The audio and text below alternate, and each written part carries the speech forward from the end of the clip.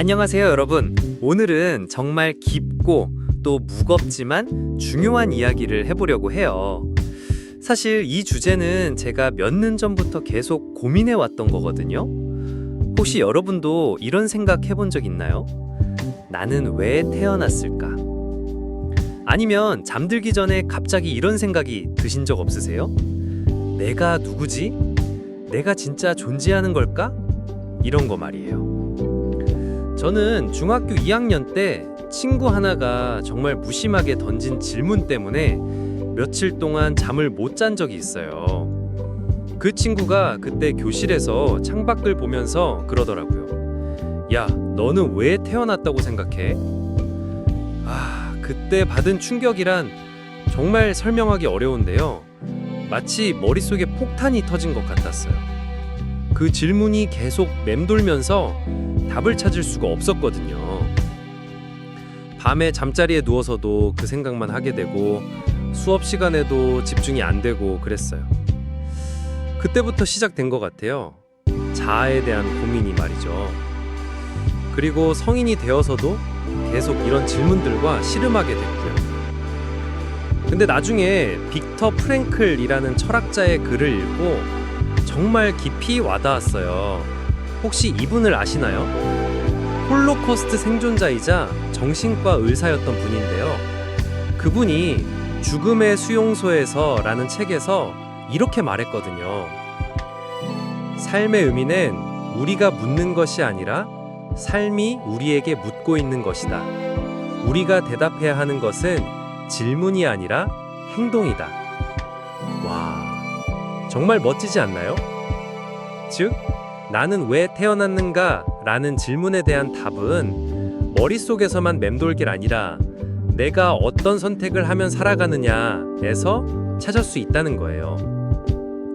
이 말을 듣고 나서 조금 마음이 편해졌어요. 내가 답을 찾기 위해 머리를 쥐어짜고 있을 필요가 없구나. 답은 내가 살아가는 과정에서 내가 내리는 선택들 속에서 자연스럽게 나타나는구나 하고 말이죠. 자, 그럼 이제 본격적으로 동양 철학에서는 자아를 어떻게 바라봤는지 한번 볼게요. 정말 흥미로운 관점이거든요. 동양에서 나라는 건 독립된 실체가 아니에요. 관계 속에서 나타나는 거죠. 이게 서양과 가장 큰 차이점인 것 같아요. 맹자가 이런 말을 했어요. 사람은 홀로 설 수 없다. 부모와 자식, 군주와 신하, 벗과 벗 사이의 관계 속에서 도리를 다할 때 비로소 사람다운 길을 걷는다. 여기서 중요한 건 사람은 혼자서는 완전할 수 없다는 거예요. 항상 누군가와의 관계, 어떤 맥락 속에서만 의미를 갖는다는 거죠. 예를 들어서 여러분이 집에서는 자녀의 역할을, 학교나 직장에서는 학생이나 직원의 역할을, 친구들과 있을 땐 또 다른 모습을 보이잖아요. 그런데 어떤 게 진짜 나인가요? 동양 철학에서는 모든 게 다 진짜 나라고 봐요. 상황과 관계에 따라 드러나는 모든 모습이 나의 일부라는 거죠. 불교에서도 비슷해요.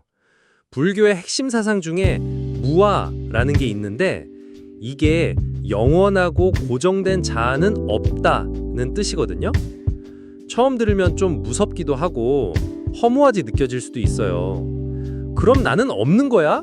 라고 생각할 수 있거든요. 근데 실제로는 그게 아니에요.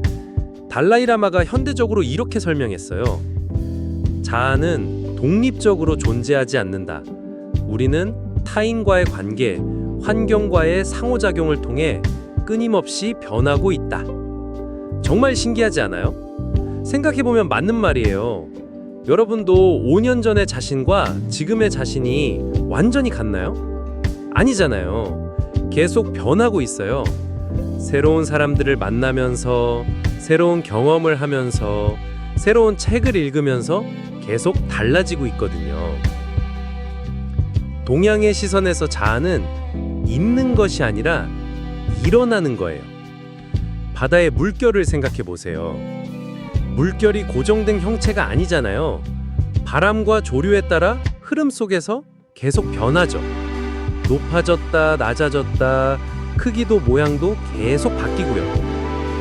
나라는 존재도 마찬가지로 관계의 맥락 속에서 만들어지는 거예요. 부모님과 있을 때의 나, 연인과 있을 때의 나, 친구들과 있을 때의 나, 모두 다르지만 모두 진짜 나라는 거죠. 반면 서양 철학과 심리학은 좀 달라요. 자아의 발전을 강조해왔거든요. 이것도 정말 흥미로운 관점이에요. 데카르트의 유명한 말 들어보셨죠? 나는 생각한다, 고로 존재한다. 이 한 문장이 서양 문대 철학의 출발점이 됐어요. 여기서 자아는 생각하고 의식하는 주체로 이해돼요. 즉, 내가 생각할 수 있다는 바로 그 사실이 내 존재를 증명한다는 거죠. 동양과는 반대절인 압적이에요. 동양은 자아는 관계 속에서 드러난다 라고 한다면 서양은 자아는 생각하는 주체로서 확실하게 존재한다 라고 보는 거죠. 에리히 프롬이라는 심리학자가 이 자유로부터의 도피에서 이렇게 말했어요. 인간의 가장 큰 과제는 자신을 잃지 않으면서 사회와 관계 맺는 것이다. 자아는 성장해야 하며 그렇지 않으면 우리는 타인에게 휘둘리게 된다. 여기서 핵심은 자아의 성장이에요. 서양에서는 자아를 씨앗처럼 봤거든요. 가꾸고 발전시키고 꽃을 피워야 하는 거죠. 자기계발서들이 주로 서양에서 나온 것도 이런 맥락이에요. 너의 잠재력을 개발해라. 자신감을 키워라. 성공하는 습관을 만들어라. 이런 메시지들 말이에요. 실제로 서양의 교육 시스템도 개인의 능력 개발에 초점을 맞추고 있어요. 나만의 특별한 재능을 찾고 그것을 발전시켜서 사회에 기여해야 한다는 거죠. 겉으로 보면 동양은 자아는 없다, 서양은 자아는 있다로 완전히 다른 것 같아요. 심지어 반대인 것 같기도 하고요. 근데 깊이 들여다보면 사실 둘 다 같은 출발점에서 시작해요. 인간은 관계 속에서 살아간다. 생각해보세요. 서양도 결국 사회와의 관계를 강조하잖아요. 프롬이 말한 자신을 잃지 않으면서 사회와 관계 맺는 것도 그런 의미고요. 동양과 서양의 차이는 방향성에 있어요. 서양은 이 관계 안에서 개인의 성취를 강조했어요. 나라는 개인이 사회 속에서 어떻게 자신만의 독특함을 발휘할 것인가에 초점을 맞췄죠. 동양은 이 관계 안에서 조화와 조율을 강조했어요. 나라는 개인이 다른 사람들, 자연, 우주와 어떻게 조화를 이룰 것인가에 초점을 맞췄고요. 방향이 다를 뿐 둘 다 같은 고민을 하고 있었던 거예요. 결국 같은 고민을 하고 있었던 거죠. 칼 융이라는 심리학자가 이 두 세계를 이어주는 정말 흥미로운 개념을 제시했어요. 이분은 서양 사람이지만 동양 철학에도 깊이 관심을 가졌던 분이거든요. 그는 자아를 단단한 실체가 아니라 페르소나, 즉 사회적 가면으로 설명했어요. 페르소나는 원래 고대 그리스 연극에서 배우들이 쓰던 가면을 말하는 거예요. 융이 이렇게 말했거든요. 자아는 의식 전체가 아니다. 자아는 의식의 중심일 뿐이며 상황과 관계에 따라 계속 변형된다. 정말 명쾌하지 않나요? 이 설명을 들으면 동양과 서양의 관점이 하나로 연결돼요. 자아는 절대적인 것도 아니고 완전히 없는 것도 아니에요. 그때그때 맺는 관계, 내가 놓인 상황, 내가 내리는 선택에 따라 자아는 달라지는 거예요. 예를 들어서 여러분이 엄격한 상사 앞에서는 조심스럽고 예의 바른 모습을 보이지만 친한 친구들과 있을 때는 장난스럽고 편안한 모습을 보이잖아요. 그런데 어떤 게 가짜고 어떤 게 진짠가요? 융의 관점에서는 둘 다 진짜예요. 다만 다른 페르소나, 다른 가면을 쓰고 있는 거죠.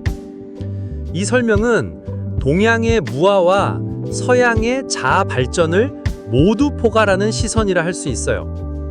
동양적으로는 고정된 자아가 없다는 것을 인정하면서 서양적으로는 그 안에서도 성장과 발전의 여지가 있다는 것을 보여주거든요. 여기서 정말 중요한 깨달음이 있어요. 이 부분이 오늘 영상의 핵심이라고 할 수 있겠는데요. 우리는 태어난 사실 자체는 선택할 수 없잖아요. 언제, 어디서, 어떤 부모 밑에서 태어날지 이런 건 정말 완전히 주어진 조건이에요. 나라, 시대, 문화, 사회, 경제적 배경 이 모든 것이 우리가 선택할 수 없었던 거예요. 가끔 이런 생각해 본 적 없나요? 아, 나는 왜 이 시대에 태어났을까? 만약 조선시대에 태어났다면? 아니면 미래에 태어났다면? 어땠을까? 이런 생각들 말이에요. 하지만 어떻게 살지는 선택할 수 있어요. 이게 정말 중요한 포인트예요. 빅터 프랭클이 또 이런 말을 했거든요. 이분은 실제로 나치 수용소에서 몇 년간 생활했던 분이라 이 말이 더욱 무게가 있어요.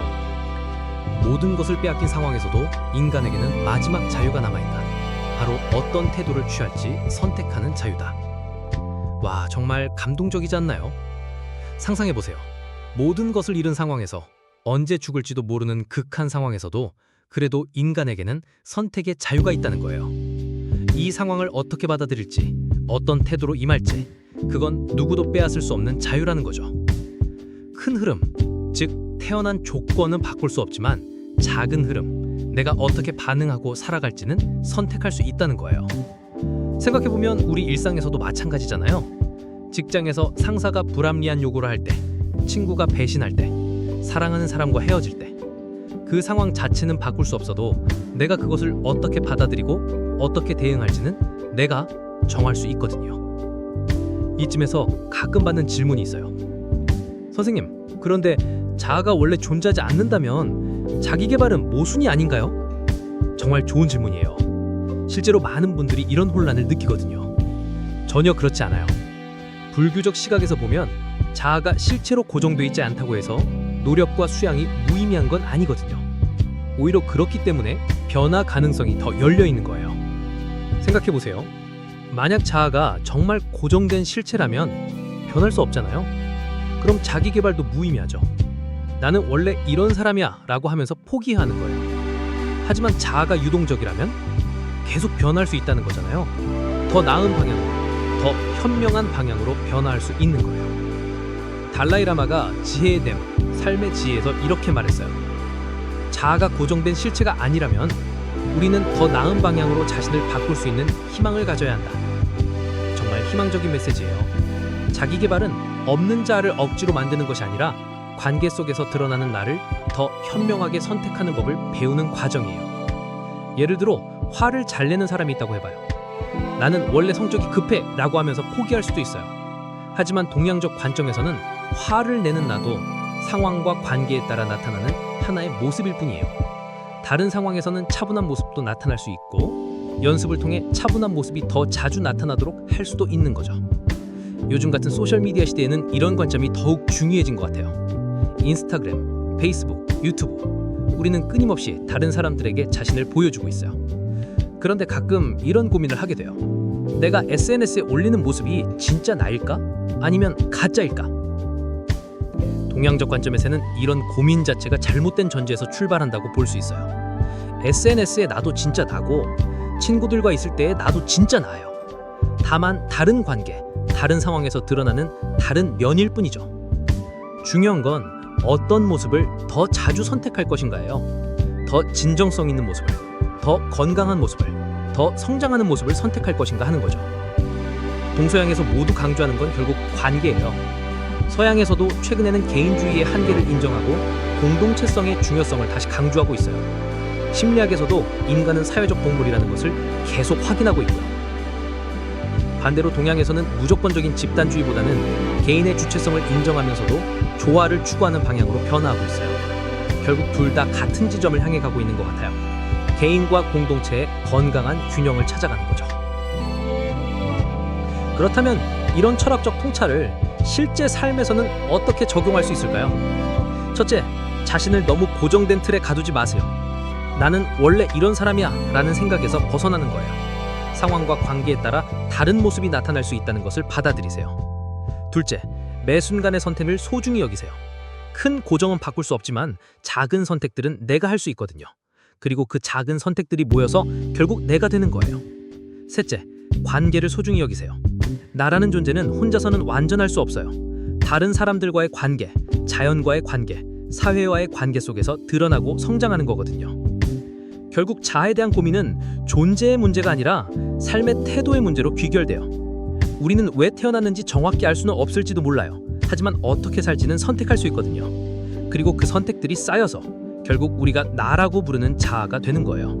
매일매일의 작은 선택들, 어떤 태도로 살아갈지에 대한 선택들이 모여서 말이죠.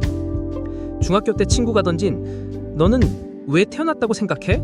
에 대한 답을 이제는 알 것 같아요. 답은 질문 속에 있는 게 아니라 내가 어떻게 살아가느냐에 있다는 걸 말이에요. 여러분은 어떻게 생각하세요? 여러분만의 자아관이 있나요? 댓글로 여러분의 생각을 들려주세요. 정말 궁금해요. 그리고 이런 깊은 이야기들을 더 들어보고 싶다면 구독과 좋아요도 잊지 마세요. 여러분의 관심이 저에겐 큰 힘이 됩니다. 오늘도 끝까지 영상 봐주셔서 정말 감사하고 다음에 또 만나요. 우리 모두 의미 있는 선택들로 가득한 하루 보내세요.